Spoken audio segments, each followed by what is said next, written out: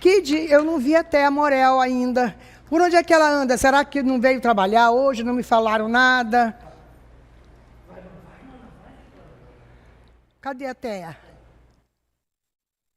Ô, baby, todo mundo sabe que a gente trabalha no sábado, né? Hoje eu acordei mais cedo, saí daí da TV A Crítica e vim aqui para o centro da cidade, para o escritório do doutor Luiz Antônio, para conversar justamente sobre a parte jurídica do crime de racismo. Baby, agora eu queria saber de você. Você conhece o doutor Luiz Antônio? Olha, o Luiz Antônio, além de ser uma pessoa queridíssima da minha família toda, todos nós adoramos ele, ele é um dos advogados mais respeitados e conceituados dessa cidade. Doutor Luiz Antônio de Vasconcelos Dias.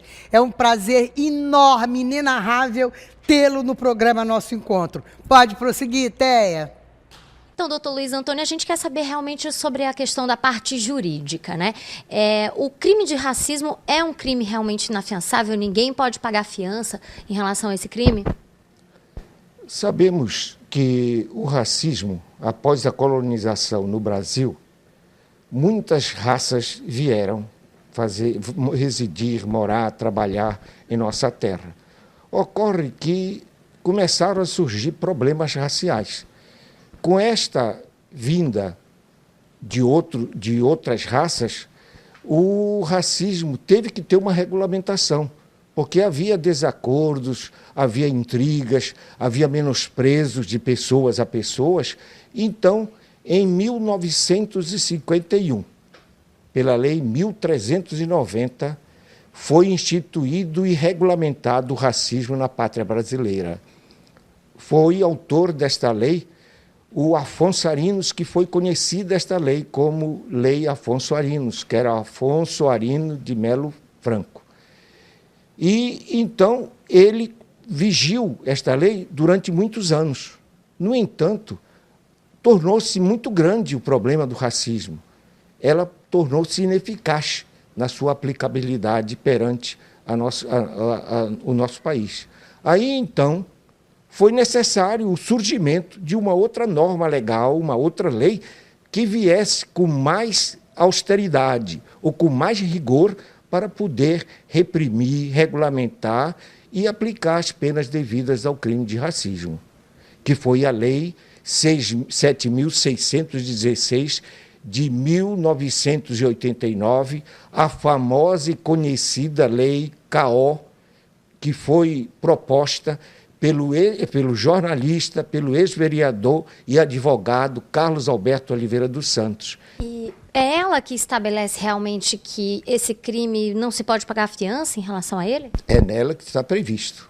É nela que prevê que o crime de racismo é inafiançável e imprescritível. Quando é que realmente o crime é considerado racismo? Existe uma diferença muito grande. A própria lei mostra, exibe e aplica entre o racismo propriamente dito e a injúria racial. Existem esses dois aspectos.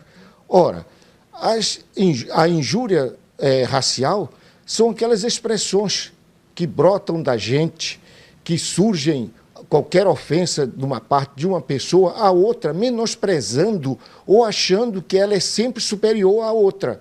É o menosprezo. É o menoscabo, vamos dizer, a desvalorização das pessoas entre pessoas. É isso que é a injúria social. Já o racismo é mais rigoroso, é mais taxativo. Tem que haver um princípio lógico e real quando ofende a raça de alguma pessoa. Espera um pouquinho, deixa eu interromper aí. Doutor Luiz Antônio, eu ainda não vi ninguém ser preso inafiançavelmente, ficar na cadeia por racismo. Alguns advogados costumam usar de vários artifícios e um deles é transformar o crime de racismo em injúria racial. Quer dizer, se sendo comum isso acontecer, não vai ninguém para a cadeia.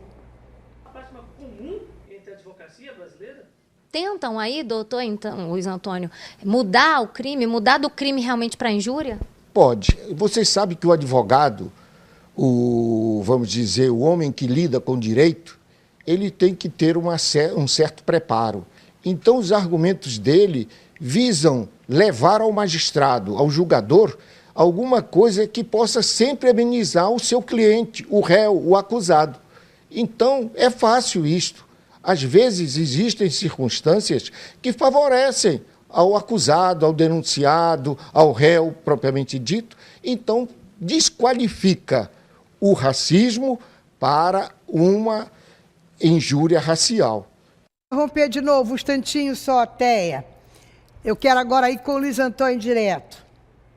Luiz Antônio, para finalizar, vamos imaginar que o senhor conheça algum racista, desses que nós convivemos diariamente, os disfarçados. O que o senhor diria para ele? Eu acho que para mostrar bem a esta pessoa que a nossa lei maior, a nossa Carta Magna, que é a Constituição Federal da República dos Estados Unidos do Brasil, ela diz que todos são iguais perante a lei. Doutor Luiz Antônio, eu queria agradecer a sua participação hoje aqui no programa Nosso Encontro. Baby, a gente vai ficando por aqui. Vou tomar um cafezinho aqui com o doutor Luiz Antônio e vou deixando o programa aí com você, viu? Beijo bem grande. Dá um beijo bem grande nele por mim, viu, Teia? Que isso é uma grande figura, esse cara. Para falar sobre o assunto racismo, eu tenho aqui um graduado em Ciências Econômicas e Administração, especializado em Engenharia Econômica e Informática, o professor universitário e mestre em Educação, Evandro Brandão, na ponta esquerda lá. E aqui, à minha direita, o presidente da Associação Movimento do Orgulho Negro do Amazonas, o EMONAM, que é o Christian Rocha. Vocês estiveram acompanhando agora a entrevista do Dr. Luiz Antônio, mas a gente sabe que nada disso funciona. As leis existem, não são cumpridas, e como o próprio Dr. Luiz Antônio declarou, os advogados buscam artifícios para tirar o cliente de uma situação dessa. Vocês conhecem alguém que já tenha sido preso nesse país? Não. Eu não conheço uma pessoa que tenha sido presa exatamente porque cometeu racismo, né? Interessante é a gente pensar sobre isso, porque quando se fala em racismo, a gente tem dentro desse racismo, a gente tem discriminação e também preconceito, né? Vem tudo junto. Para mim, o preconceito é a pior doença que uma pessoa pode ter. O preconceito, ele ocorre primeiro, né? Você tem uma predisposição mental em não aceitar a outra pessoa como ela é. Então, você é preconceituosa. A discriminação ocorre quando você efetiva, né, essa sua ideia. Quer dizer, quando você torna prático, resulta em algo que é prático, diante daquele preconceito, você tem essa discriminação. E o racismo, ela não se prende basicamente ao fato de ser negro ou não ser negro. O racismo, ele tem muito a ver com a cultura do outro, né? Também. Com a cultura do outro. Então, o racismo, ele não é somente porque uma pessoa tem a pele preta, não é porque uma pessoa é considerada negra. Você pode ter um racismo que ele... Com o próprio caboclo. Exatamente, com o próprio caboclo. Você pode ter um racismo que ele ocorre porque a cultura da pessoa, ela não é aceita por um outro grupo. Mas conhecer alguém que já tenha sido preso porque cometeu ato de racismo, eu não conheço. Nem eu. Você também muito não, menos, né, né? Já ouvimos muitas reclamações, pessoas que nos ligam até mesmo para nos comunicar em relação aos BOs que são feitos, porém é difícil encontrar alguém que tenha ficado preso. Essa história de jogar banana para os jogadores, chamar de macaco, eu acho que isso aí é uma coisa tão pequena, tão infeliz. Mas traz à tona, baby, algo que a sociedade, ela tenta encobrir. As pessoas antigamente diziam que não existe racismo no futebol, não existia. Aí as pessoas falavam, olha o Rei Pelé. Mas a pergunta é, quem vai discriminar o rei do futebol, o Pelé? Então, quer dizer, aos poucos, as pessoas vêm trazendo à tona esse comportamento que precisa ser debatido com um grande investimento na educação. Ah, na base. Na base. Na base. Olha só, Indignado com um artigo publicado na revista desta semana, a Veja, o cidadão brasileiro Carlos Vereza publicou nas redes sociais um comentário. Vamos assistir um trecho disso aí, por favor. Realmente é um absurdo aqui. A revista Veja, deixa eu ver aqui, edição 2373, 14 de maio de 2014. Está nas bancas ainda. Olha só, a importante denúncia que faz essa revista. Joaquim Barbosa, seu desgraçado, você vai morrer de câncer ou com um tiro na cabeça. E quem vai mandar fazer isso são seus amigos, são os senhores do Novo Engenho, seu capitão do mato, seu infame, seu traidor. Tirem as patas dos nossos heróis. Tem mais. Contra Joaquim Barbosa, toda violência é permitida, porque não se trata de um ser humano, mas de um monstro e de uma aberração moral das mais pavorosas. Joaquim Barbosa deve ser morto. O meliante que faz esse tipo de ameaça chama-se Cévulo de Oliveira. Não é um militante qualquer. Ele é secretário de organização do Diretório Petista de Natal e pasmem, membro da Comissão de Ética do partido no Rio Grande do Norte. Não foi apenas o Joaquim Barbosa que condenou os mensaleiros petistas, outros juízes também o fizeram. Será porque ele é negro? Dá vontade da gente rir. Cara que faz essa imoralidade, manda para uma revista, ele é membro de uma comissão de ética. Como é que o senhor vê um negócio desse, professor? Na realidade, o comentário dele, ou a ameaça dele, ela é uma ameaça pessoal.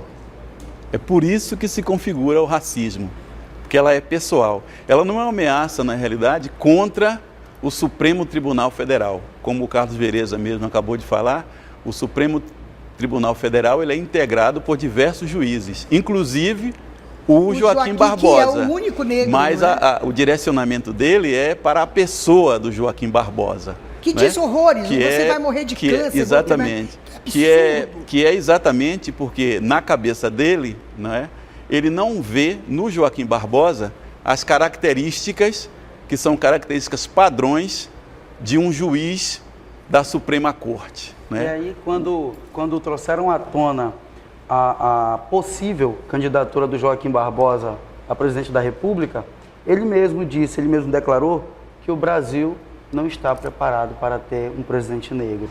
Também diziam isso do Obama. E olha aí, o pretinho básico, como eu chamo, porque é uma loucura, o homem é completo, de inteligência, de jogo de cintura, também diziam isso. Por que não experimentam, meu Deus, então? Ele acha que não está preparado porque ele conhece esse país a fundo e deve ter sofrido na pele os horrores que é essa coisa chamada discriminação.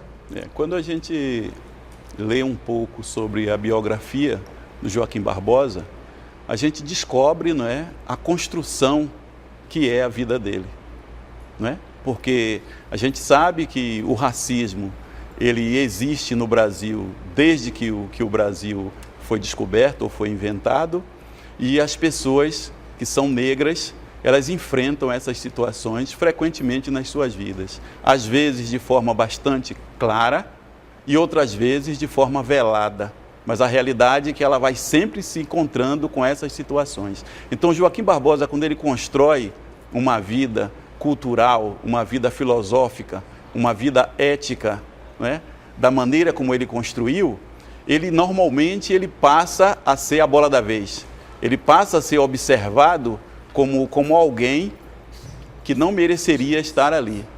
E o importante disso aí é a gente compreender que a nossa sociedade ela está muito distante de ter o racismo extinto, mas muito distante mesmo. Não somente por esse tipo de comentário, mas por esse comportamento que nós acabamos de comentar aqui, que é o comportamento em relação ao jogador de futebol, de lançar banana no campo, vamos rever, como se fosse macaco. Isso aí é interessante, a beça. Foi o jogo entre o Barcelona e o Vila Real, em 27 de abril.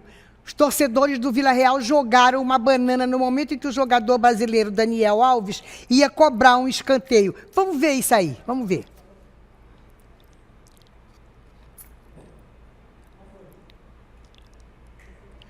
Viu? Quer dizer, joga a banana no cara na hora que ele está se concentrando. O que você faria numa hora dessas? Acho que eu faria a mesma coisa, pegava a banana e comia, porque ele mesmo disse em um comentário que o pai dele disse que para ele nunca, né, desperdiçar alimento. E no nosso ponto de vista, né, da nossa comunidade, é triste, porque nós sabemos aquilo que você falou e aquilo que o professor falou, o preconceito, a discriminação, eles estão embutidos no racismo. E que, infelizmente, esse preconceito ele já está em todas as áreas. Velado, né? Velado. Eu não sou preconceito. Agora, eu acho o cúmulo quando diz assim, eu não sou preconceito, eu acho que, inclusive, eu tenho um amigo preto de alma branca.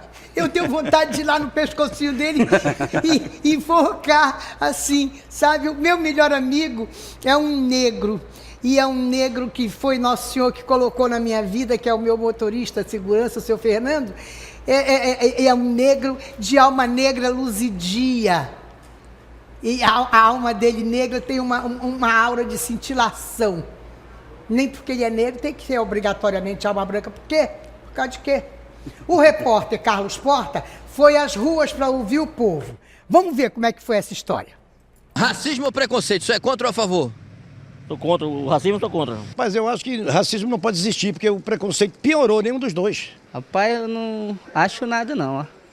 Presidente, duas coisas que literalmente não estão com nada, né, cara? Contra, é um absurdo isso aí, ó. Pessoal que tá no estúdio aí, o que é racismo e o que é preconceito? Fala aí. Sim, o que é racismo e o que é preconceito? O que o senhor acabou de explicar. O racismo, ele ocorre quando uma pessoa considera que o outro tem uma raça e que essa raça é inferior à dele, né? Era como o Hitler, que achava que todos a máxima que se usa é que não existe raça humana, né? Que a raça é a humanidade. A raça é a humanidade. Mas na prática, né, nós verificamos que o racismo constata que as pessoas ainda têm no seu inconsciente essa ideia de que as raças são diferentes, né? E o preconceito é contra tudo. O preconceito é a ideia preconcebida sobre algo, né? Ou sobre alguém. A gente tem preconceito quando a gente, por exemplo, olha para uma pessoa e observa ou acredita que ela tem algumas características que darão condições a ela de cometer determinadas coisas. A gente já fica com o pé atrás, como a gente fala. Eu tenho um preconceito em relação a ela. Eu tenho um preconceito contra alguém que tem um poder aquisitivo muito baixo. Eu tenho um preconceito contra alguém que não fala direito. Eu tenho um preconceito contra alguém que não está integrado com a internet, com o Facebook, etc. Então, esse preconceito... Quem não age como você... Exatamente, você... Já é diferente de você e você tem preconceito. E é esse preconceito é que vai induzir a discriminação. Você discrimina quando você classifica, quando você diferencia, quando você afasta as pessoas de determinadas coisas. Uma coisa muito importante que eu acredito que é para a gente falar, que é o seguinte: não há condição de se estabelecer padrões de comportamento de um negro ou de um branco. Mas existe um padrão de comportamento humano que eu acho que é muito interessante a gente colocar, que é o comportamento, principalmente, da pessoa ter respeito por si mesma. E quando você tem respeito por si mesmo, você tem postura e você, inclusive, cuida das suas responsabilidades, independente de você ser negro, de você ser hispânico, de você ser russo e etc. Você tem uma ética para viver. Exatamente, você tem uma postura própria. Né? Eu conversando com o mestre, eu quero lhe dizer que, mais uma vez, o senhor veio aqui dar uma aula. Conversando com o professor Valdemar Slender, que é o diretor da UBRA, onde atualmente eu exerço a profissão de professor, e também sou o coordenador de ensino lá na UBRA, ele falou exatamente isso, a postura da Baby Risato, que entrevistou os filhos dele em 1998, numa apresentação das crianças no Backstreet Boys. E ele lembrou disso porque ele esteve aqui com a família em 98, e as crianças vieram para o seu programa, eles voltaram para o Rio Grande do Sul e hoje eles estão de volta e hoje ele é diretor da UBRA aqui em Manaus. Professor Valdemar Slender. Muito bem-vindo. O professor Evandro, ele foi muito feliz quando ele falou em relação ao racismo, né? Porque essa palavra, ela traz à tona algo que aflora nas pessoas, é o racismo. Mas antigamente, né, as pessoas, os que não podiam estudar, eram os da raça negra. Os que não podiam sentar em certos lugares, nos ônibus ou andar pela rua, eram os da raça negra. Então, quando os da raça negra começaram a reivindicar as suas demandas, aí as pessoas tentam agora enfraquecer esse termo, essa palavra chamada racismo. Muito obrigada por terem aceito. Christian, muito grata. Obrigado. Toque para frente esse movimento. Toque para frente esse movimento. Não podemos deixá-lo morrer. Muito obrigado. Professor Evandro, muito grata por ter vindo dar mais uma aula para todos nós. Eu faturo um instantinho, vou conversar um pouquinho com eles.